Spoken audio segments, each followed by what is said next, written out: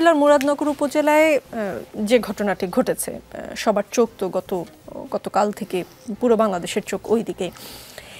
এই ঘটনার জন্য স্থানীয় আওয়ামী লীগ নেতাকর্মীদের প্রশ্রয়দাতারা দায়ী বলে অভিযোগ করেছেন স্থানীয় সরকার উপদেষ্টা আসিফ মাহমুদ সজীব ভুঁইয়া। অন্তর্বর্তী সরকারের দায়িত্বে আছেন তিনি, দেশ চালাচ্ছেন এই সরকার, সেই সরকারের অংশ তিনি। এই সরকারে আপনাদের ছাত্র প্রতিনিধি হিসেবে দুজন উপদেষ্টা, একজন নয়, এবং এই সরকারের নিয়োগকর্তাও আপনারা, প্রধান উপদেষ্টা নিজেই বলেছেন। সরকারের একজন উপদেষ্টা যদি তার নিজ এলাকায় ঘটা কোনো ঘটনার দায় অন্য কারোর উপর চাপায়, সেটা আসলে কতটা যৌক্তিক, এবং এই ঘটনা অন্য কারোর উপর চাপালে সেটা সরকারেরই ব্যর্থতা প্রকাশ হয় কিনা? ধন্যবাদ আমাকে সুযোগ দেওয়ার জন্য। সেই সাথে ধন্যবাদ জানাচ্ছি যারা পর্দার ওপার থেকে আমাদেরকে দেখছেন। শুরুতে আমি একটা কথা বলতে চাই, আসিফ মাহমুদকে মুরাদনগরের খুব বানানো, এটা মনে হয় যে তার পেরিফেরিকে ছোট করে দেয়। সে তো মুরাদনগরের কোনো পলিটিশিয়ান না, সে তো মুরাদনগরের নির্বাচিত কোনো জনপ্রতিনিধি না, বা তিনি কখনো দিন ঘোষণাও দেন নাই যে মুরাদনগর থেকে তিনি এমপি ইলেকশন করবেন, ওইখান থেকে তিনি কোনো প্রকার রাজনীতিটা করবেন, এই ধরনের ঘোষণা তো তিনি দেননি। বরং আসিফ মাহমুদ গোটা বাংলাদেশের দায়িত্বে আছেন, গোটা বাংলাদেশে সে হলো গিয়ে উপদেষ্টা মণ্ডলী হিসেবে মধ্যে একজন, সে দায়িত্ব পালন করছেন। দেখুন, তার মন্ত্রণালয়টা কিন্তু স্থানীয় সরকার নির্বাচন, যেই দায়িত্বের কথা আপনি বলছেন যে নিরাপত্তার কথা, নিরাপত্তা দেওয়ার দায়িত্ব কিন্তু মোটা দাগে স্বরাষ্ট্র মন্ত্রণালয়ের।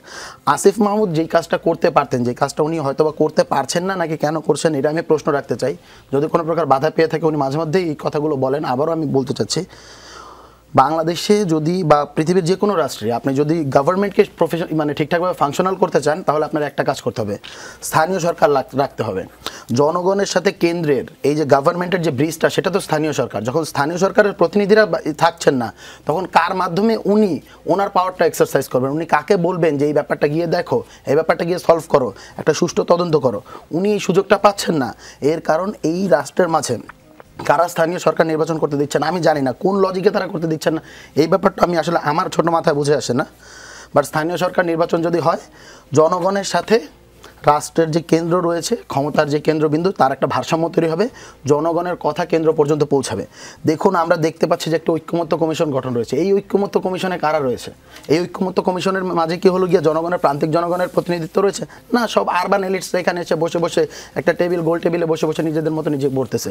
রাজনৈতিক বাংলাদেশের যে প্রচলিত রাজনৈতিক দল আছে, তারা কি সবাইকে রিপ্রেজেন্ট করে কিনা? বাংলাদেশের প্রচলিত রাজনৈতিক দলগুলো যদি হলো গিয়ে পুরো জনগণকে রিপ্রেজেন্ট করতো, তাহলে তাদের ডাকে স্বৈরাচারী শেখ হাসিনার পতন হয়নি কেন? স্বৈরাচারী শেখ হাসিনার পতন করার জন্য প্রয়োজন ছিল, স্বৈরাচারী শেখ হাসিনার পতন প্রয়োজন ছিল, একটা গণ অভ্যুত্থান প্রয়োজন ছিল, একটা বিপ্লবের প্রয়োজন ছিল। আমরা প্রচলিত রাজনৈতিক দলগুলোর কি দেখলাম? তারা বলে নির্বাচনের মাধ্যমে ফ্যাসিস্টকে তাড়াবে। নির্বাচনের মাধ্যমে ফ্যাসিস্টকে তাড়ানো যায় না। পৃথিবীর ইতিহাসে কোথাও নির্বাচনের মাধ্যমে ফ্যাসিস্টকে তাড়ানো যায় না। ফ্যাসিস্টকে তাড়াতে হলে একটি গণ অভ্যুত্থানের প্রয়োজন হয়, একটি বিপ্লবের প্রয়োজন হয়। বাংলাদেশের পলিটিক্যাল পার্টিগুলো সে আবেদনই তৈরি করতে পারে নাই, আমাদেরকে তো কেউ চিনতো না। অথচ এই ছোট ছোট ছাত্রদের ডাকে, যারা এখনো ক্যাম্পাসের লেখাপড়া শেষ করে না, তাদের ডাকে বাংলাদেশের মানুষ নেমে এসেছে, জীবন দিয়েছে এবং তাদের নেতৃত্বকে স্বীকার করেছে। কারণ তারা সেই আর্জটা বুঝতে পারছিল মানুষ আসলে কী চায়।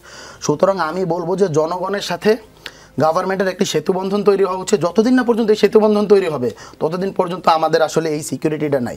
একটি জন্ম নিবন্ধন তৈরি করতে গেলে যে পরিমাণ হ্যাসেল ফিল করতে হয়, আপনার কোনো আইডিয়া নাই। জন্ম নিবন্ধন তৈরি করতে গেলে বলে যে হলো গিয়া উপরের কারো থেকে রেকমেন্ডেশন আনুন, না হলে আমরা কাজ করতে পারবো না। আমলা দিয়ে তো কোনোদিন রাষ্ট্র চালানো যায় না। আমলারা তো কারোর প্রতি দায়বদ্ধ না।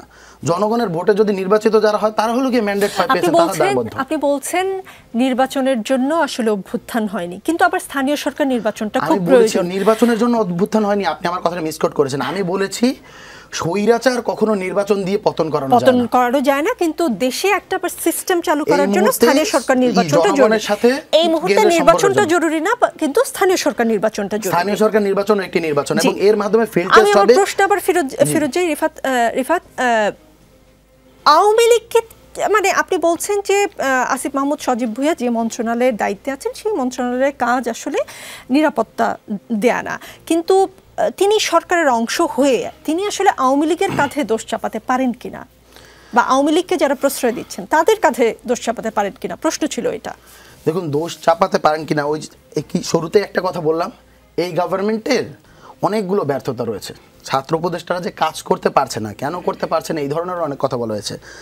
উপদেষ্টাদের কতজন আসলে অভ্যুত্থানের ইতিহাস জানে, অভ্যুত্থান কীভাবে সেটা জানে, আমি আসলে শিওর না। তাদের অনেকের কার্যক্রম দেখলে মনে হয় যে অভ্যুত্থানকে কে কত আগে এই অভ্যুত্থানকে পতন করবে, এই অভ্যুত্থানের যে লেজিটিমেসি সেটা নাই করে দিবে, এটার একটা প্রতিযোগিতা তাদের মাঝে চলছে। তাদের কার্যক্রম দেখলে এরকম বোঝা যায়। সো ছাত্র উপদেষ্টারা যারা আসলে অ্যাকচুয়ালি জনগণের ম্যান্ডেট নিয়ে গেছে অভ্যুত্থানের মধ্য দিয়ে রক্তের বিনিময়ে, তারা আসলে কোণঠাসা হয়ে পড়ে রয়েছে। তবে আমি মনে করি যে আসিফ মাহমুদের আরও দায়িত্বশীল হওয়া উচিত। তিনি দায়ের কারো কাছে না চাপিয়ে তার বরং একটি সুষ্ঠু তদন্তের মাধ্যমে বিচার প্রক্রিয়া যাতে ত্বরান্বিত হয় সেই দিকে তার লক্ষ্য করা উচিত। ফেসবুকে এসে স্ট্যাটাস দেওয়ার মাধ্যমে কোনো কিছু বরং সমাধান হয় না। আমি বলবো যে তিনি যদি এটা বিচার প্রক্রিয়ার মাধ্যমে জনগণের কাছে একটা এক্সাম্পল সেট করতে পারতেন তাহলে বরং তিনি ভালো হতেন। বাট উনি ক্ল্যারিফিকেশন রাখতে চাচ্ছে, আমি আশা করি উনি যেহেতু একটা কথা বলেছেন ওটার প্রমাণও তিনি আনবেন।